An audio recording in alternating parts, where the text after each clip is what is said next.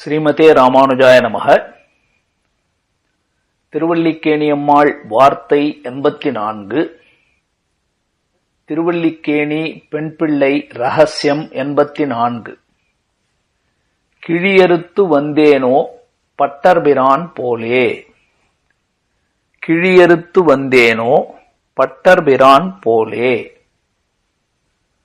பிரான் அப்படின்னு சொன்னா சுவாமி, தலைவர் அப்படின்னு அர்த்தம். பட்டர் அப்படின்னு சொன்னால் வேதத்தை வாசித்தவர்கள், வைதிகர்கள், வித்வான்கள், பிராமணோத்தமர்கள் அப்படின்னு எல்லாம் சொல்லலாம். அப்ப அந்தணர் குலத் திலகம், அந்தணர் குலத்துக்கு தலைவர். இந்த இடத்திலே ஸ்ரீ விஷ்ணு சித்தர் என்று சொல்லக்கூடிய பெரியாழ்வாரைத்தான் இந்த பட்டர்பிரான் என்ற வார்த்தை குறிக்கிறது. அவர் கிழியறுத்து வந்தார். ரொம்ப பிரபலமான ஒரு சரித்திரம். இன்றைக்கும் மதுரை மாநகரத்திலே கூடலூர் அப்படின்னு சொல்றோம் இல்லையா, அங்க இருக்கக்கூடிய அந்த பெருமாள் சந்நிதிக்கு அருகில தான் இந்த நிகழ்ச்சி, இப்ப நம்ம பார்க்க போற இந்த சரித்திரம் நடந்தது என்று சொல்லுவார்கள். என்ன நடந்தது? ஸ்ரீ விஷ்ணு சித்தர் என்று பெரியாழ்வார் ஆனி மாதம் சுவாதி நட்சத்திரத்திலே அவதரித்தவர், ஸ்ரீவில்லிபுத்தூர்ல அவதரித்தவர். அவருக்கு சகஜ தாஸ்யத்துவம், அது என்னவோ சிறு வயதிலிருந்தே பகவானுக்கு தொண்டு செய்யறதுல தான் ஈடுபாடு. என்ன தொண்டு செய்யலாம் என்று எல்லாம் பார்த்து கொண்டிருக்கும் பொழுது கிருஷ்ணருக்கு ரொம்ப பிடிச்சது மாலை கைங்கரியம். மாலாக்காரர் வீட்டுக்கே பகவான் போனார், அங்க போய் மாலையை வாங்கி சாத்தி கொண்டார் அப்படிங்கறத தெரிஞ்சு கொண்டார். அதையெல்லாம் யோசித்து பார்த்தவர், சரி நாமும் பகவானுக்கு ரொம்ப பிடிச்சதான அந்த பூ சமர்ப்பித்தல், அதையே நாம் செய்வோம் என்று சொல்லி பெருமானுக்கு உயர்ந்ததான நந்தவனம் அமைத்து அழகான செங்கழுநீர் இருவாட்சி என்பகர் பூவும் கொணர்ந்தேன் அப்படின்னு அவரே பாடுமா போல, செண்பக மல்லிகையோடு செங்கழுநீர் இருவாட்சி என்பகர் பூவும் கொணர்ந்தேன் என்று அனைத்து விதமான நறுமணம் வீசக்கூடிய புஷ்பங்களை எல்லாம் அந்த இடத்திலே நட்டு அதனை பராமரித்து தினப்படி அழகாக அந்த புஷ்பங்களை எல்லாம் கொய்ய வேண்டிய நேரத்தில் கொய்து அழகாக பகவானுடைய திருமேனிக்கு தகுந்தாற் போல வடபெருங்கோயிலுடையான் பெரிய பெருமாள்னு சொல்லுவாங்க. ஸ்ரீவில்லிபுத்தூர்ல சயன திருக்கோலத்தில் இருக்கக்கூடிய வர்ண கலாப பெருமாள் வட பத்ரசாயி அப்படின்னு ஆலமரத்தின் இலையில சயன கோலத்தில் இருக்கக்கூடிய பெருமாள், அது போலேயேதான் அங்க இருக்கார் அந்த பெருமாள். அந்த வட்டபத்திர சாயிக்கு அழகாக மாலைகளை தினமும் சமர்ப்பித்து கொடுத்து ஆனந்தமா வாழ்ந்து வந்தார். இவர் இப்படி அழகாக கைங்கரியங்களை, புஷ்ப கைங்கரியம் செய்து கொண்டு வாழ்ந்து வருகிறார். இந்த பெரியாழ்வாருக்கு அற்புதமான தனியன் குருமுகன் அனதீத்ய பிராக வேதான் அசேஷான். ஒரு குருவினிடத்தில் கற்காமலேயே, ஆனால் அனைத்து வேத அர்த்தங்களையும் ஒன்றுவிடாமல், குருமுகன் அனதீத்ய பிராக வேதான் அசேஷான் நரபதி. அந்த பாசுரத்தில் அழகா சொல்றார் பாருங்க, கேட்கறது எதை பண்ணார்? குருமுகன் அனதீத்ய பிராக வேதான் அசேஷான் நரபதி பரிக்ளுப்தம் சுல்கம் ஆகாது காமஹா. நரபதி அப்படின்னா ஒரு ராஜா, பாண்டிய மன்னவன். அவர் சுல்கம் அப்படின்னா கிழின்னு சொன்னா இன்னைக்கு அதுதானே பாக்குறோம். கிழியறுத்து வந்தேனோ அதுதான் சுல்கம் அப்படின்னா பொற்கிழி. உயர்ந்த அர்த்தங்கள், தனங்கள், பொன், தங்கம், மாணிக்கம், வைரம், முத்து இதெல்லாம் போட்டு ஒரு கிழிச்சீரையில கட்டி தொங்க விட்டு வச்சார் பாண்டிய தேசத்து ராஜாவான வல்லபதேவன். சுல்கம் ஆதாது காமஹா, அதை ஜெயிப்பதற்காக உயர்ந்ததான அனைத்து வேதாந்த அர்த்தங்களை எல்லாம் சொல்லி பொற்கிழியை ஜெயித்து வந்தார். ஜெயித்து வருவதற்காக பறைசாற்றினார் வேத வேதாந்த கருத்துக்களை என்பது அவருடைய தனியல். குருமுகன் அனதீத்திய பிராகவேதான் அசேஷான் நரபதி பரிக்ளுப்தம் சுல்கம் ஆதாத்து காமஹா ஸ்வசுரம் அமரவந்தியம் அங்கநாதஸ்ய சாட்சாத் த்விஜகுல திலகம் தம் விஷ்ணு சித்தம் நமாமி அப்படிங்கிறது தனியன். அப்ப அங்கேயே சொல்லப்படுகிறது. இது அழகான ஒரு சரித்திரம். இந்த சரித்திரத்தை பெரியாழ்வார் திருமொழி அதனுடைய வியாக்கியானத்திலே, திருப்பல்லாண்டு வியாக்கியானத்தில் பெரியவாச்சான் பிள்ளையும் எடுத்து காட்டுகிறார். குரு பரம்பரையிலும் இது காட்டப்படுகிறது. முன்பொரு காலத்திலே பாண்டிய தேசத்தை ஸ்ரீ வல்லபதேவன் அப்படின்னு ஒரு ராஜா நல்ல ஆட்சி, தர்ம நெறிப்படி அழகாக ஆட்சி நடத்தி கொண்டு வருகிறான். ஒரு ராஜா நல்ல ஆட்சி நடத்துறார் அப்படின்னா அவருக்கு தெரிஞ்சு நல்ல ஆட்சின்னு நினைச்சு செய்யலாம். ஆனா மக்களுடைய எண்ணம் எப்படி இருக்கு? மக்களிடத்துல சுபிக்ஷம் இருக்கிறதா? மக்கள் நம்ம ஆட்சியை பற்றி என்ன நினைக்கிறார்கள்? மக்களுக்கு வேறு ஏதாவது தேவைகள் இருக்கா? இல்ல இந்த ராஜ்யத்தில் ஏதாவது கள்ளர் பயம், இல்ல எளியவர்களை வலியவர்கள் தாக்குகிறார்களா? வறுமை எப்படி இருக்கிறது? மக்கள் எல்லாம் வேலைக்கு சாப்பிடுகிறார்களா? ஆனந்தமா இருக்கிறார்களா? நோய் நொடி இல்லாமல் இருக்கிறார்களா? இதையெல்லாம் பார்ப்பதற்காக ராஜாவே அந்த காலத்துல மாறு வேஷத்துல போவாங்க.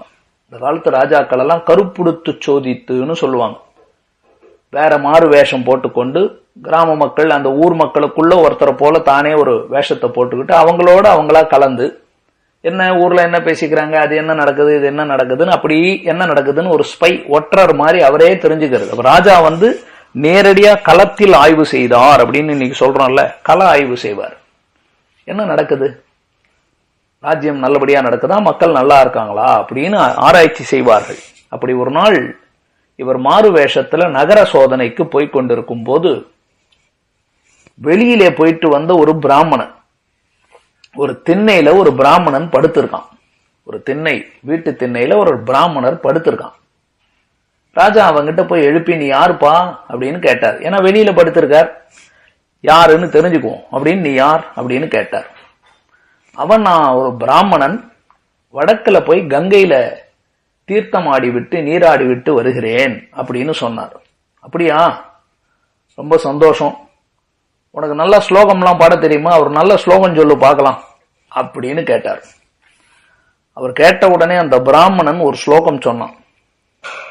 வருஷார்த்தம் அஷ்டௌ பிரயதேத மாசான் நிசார்த்தமர்த்தம் திவசம் யதேத வார்த்தக்ய ஹேதோர் வயசா நவேன பரத்ர ஹேதோர் இக ஜன்மநாச்சகா.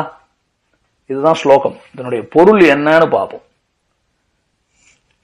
வருஷார்த்தம் அப்படின்னா பிற்காலத்துல மழை பெய்ய போகிறது என்பதற்காக ஒவ்வொருத்தனும் என்ன பண்றான், பின்னாடிய போர் காலத்துல மழை பெய்ய போகுது அப்படிங்கிறதுக்காக கோடை காலத்திலே ஓடி சம்பாதித்து தனத்தை சேர்த்து வைத்துக் கொள்ளுகிறான். இரவுல ஆனந்தமா இருக்க வேண்டும் என்பதற்காக பகலிலே ஓடி ஆடி வேலை செய்து சம்பாதிக்கிறான். வயசான காலம், மூப்பு, ரொம்ப வயது முதிர்ந்த காலத்துல மனுஷனால ஓடி ஆடி சம்பாதிக்க முடியாது. ரிட்டையர்மெண்ட் ஆன பிற்பாடு எப்படி, அதனால இளமையிலேயே அதுக்கு வேண்டிய சொத்து சுகங்களை எல்லாம் சேர்த்து வச்சுக்கிறான். நமக்கு மூப்பு வயசான காலத்துல நமக்கு இதெல்லாம் துணைக்கு இருக்கும் என்று செய்கிறான். அதே போல திருஷ்டமான இன்றைக்கு இதெல்லாம் செய்து கொள்ளுகிறானே, அதிருஷ்டமான விஷயம், அது என்னது அதிருஷ்டமான விஷயம் அப்படின்னா மறு ஜென்மம். இந்த ஜென்மத்துல இதெல்லாம் சேர்த்து வச்சுக்கிறானே, மறு ஜென்மத்திற்காக எதை சேர்த்து வைத்திருக்கிறான் அப்படின்னு அதை தேடணும். அதை சேர்த்துக்கிறதுக்கு என்ன வழி, அடுத்த ஜென்மம் என்றது என்ன.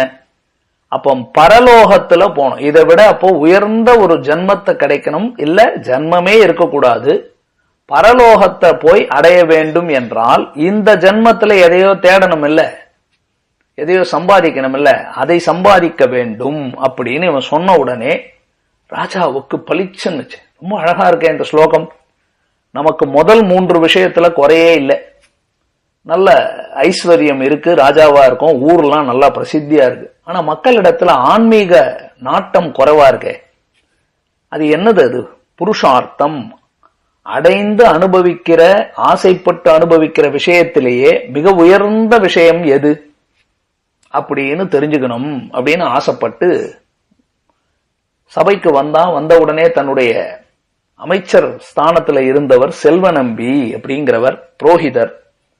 அவரை கூப்பிட்டு கேட்டார், செல்வநம்பி, இந்த மாதிரி நேத்திக்கு ஒரு ஸ்லோகம் கேட்டேன், எது பரம புருஷார்த்தம்?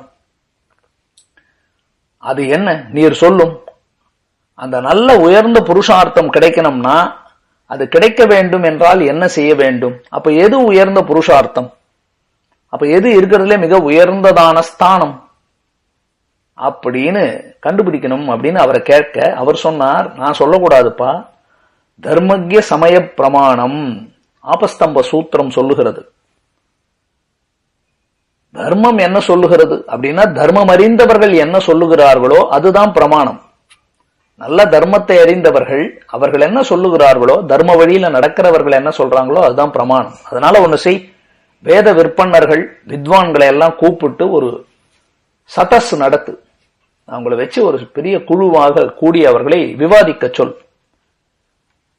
அதுல நீ தேர்ந்தெடுத்து அவர்களை அதுல ஒரு முடிவுக்கு வரட்டும் என்று சொல்ல, இவனும் ஒரு அறிவிப்பு போட்டான், எல்லாருக்கும் பொற்கிழி அறிவிக்கிறேன், வித்வான்கள் எல்லாம் வரணும், இந்த தேதிக்கு இந்த இடத்துல சபையில வந்து கூட வேண்டும், புருஷார்த்த நிர்ணய பூர்வகமாக அதிர்ஷ்ட சித்தி பரதத்துவ நிர்ணயம் செய்ய வேண்டும். யார் பரதெய்வம், எது இருக்கிறதுலே மிக உயர்ந்த ஸ்தானம், அவன் யார், அது தெய்வமா, அந்த தெய்வம் யார் அப்படின்னு நிர்ணயம் பண்ணணும், வாங்கோன்னு கூப்பிட்டார். வித்வான்களுக்கு செய்தி அனுப்பிச்சார். ஸ்ரீவில்லிபுத்தூர்ல அமைதியா பெரியாழ்வார் தொண்டு செய்து கொண்டு நந்தவன கைங்கரியம் பண்ணிக்கிட்டு ஒரு நாள் படுத்துக்கிட்டு இருக்கார். கனவுல வடபெரும் கோயிலுடையான் பகவான் வரார். போய் பெரியாழ்வார் எழுந்துரும், நாளைக்கு போயிட்டு மதுரை ராஜா கிட்ட போய் நாமே பரதெய்வம் அப்படின்னு அங்க போய் நிர்ணயம் பண்ணிட்டு வாரும், சதஸ் சபையில ஏதோ நடக்குதான், வித்வான்களுக்கு போயிட்டு வாரும்னார்.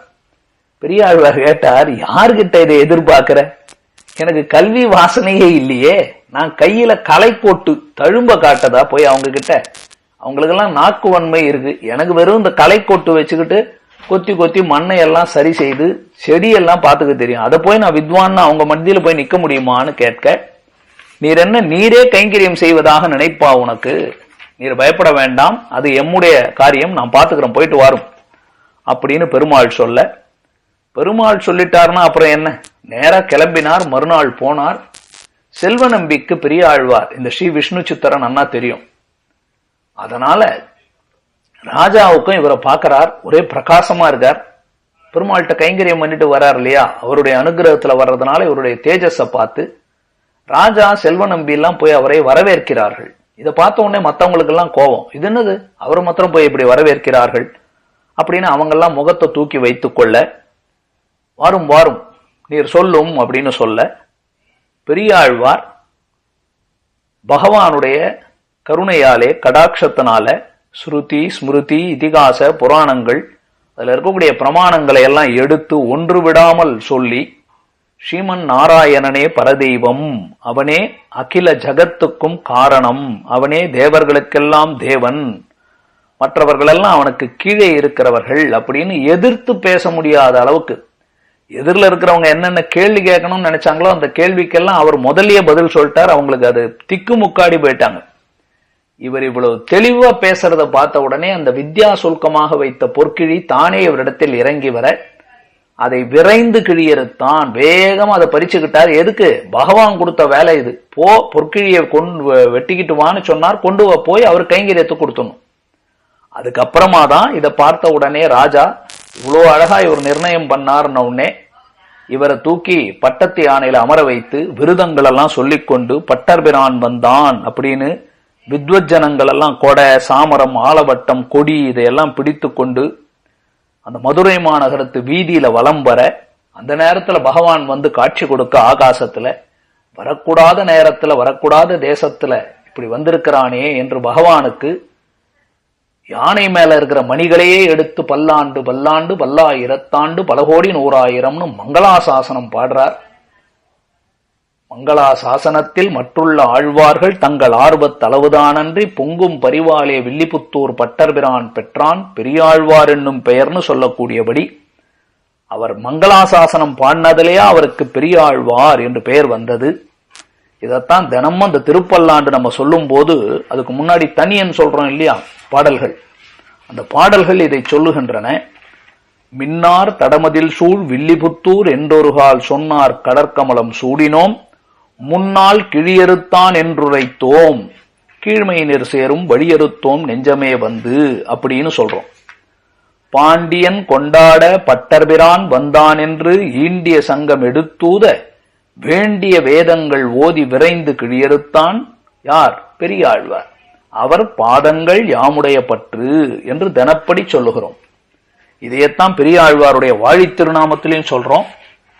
நல்ல திருப்பல்லாண்டு நான் மூன்றோன் வாழியே 461 நமக்குரைத்தான் வாழியே சொல்லறிய ஆனிதனில் சோதி வந்தான் வாழியே தொடைசூடிக் கொடுத்தாலை தொழுமப்பன் வாழியே செல்வ நம்பிதனைப் போலச் சிறப்புற்றான் வாழியே சென்று கிழியறுத்து மால் தெய்வம் என்றான் வாழியே. இதுதான் அந்த வார்த்தை. சென்று கிழியறுத்து மால் தெய்வம் என்றான் வாழியே வில்லிபுத்தூர் நகரத்தை விளங்க வைத்தான் வாழியே வேதியர்கோன் பட்டர்பிரான் மேதினியில் வாழியே என்று பெரியாழ்வார் இப்படி பகவான் சொன்ன வார்த்தையை நம்பி போய் விரைந்து கிழியறுத்து வந்தாரே என்று திருவல்லிக்கேணி அம்மாள் ஆச்சரியப்படுகிறார். இது 84வது வாக்கியம். அடுத்த அழகான 85வது வாக்கியம். இருமடல் ஈந்தேனோ கலியனைப் போலே. இருமடல் ஈந்தேனோ கலியனைப் போலே. திருமங்கை ஆழ்வாருடைய அற்புதமான பிரபாவம் அடுத்த பதிவிலே அனுபவிப்போம். ஸ்ரீமதே ராமானுஜாய நமஹ.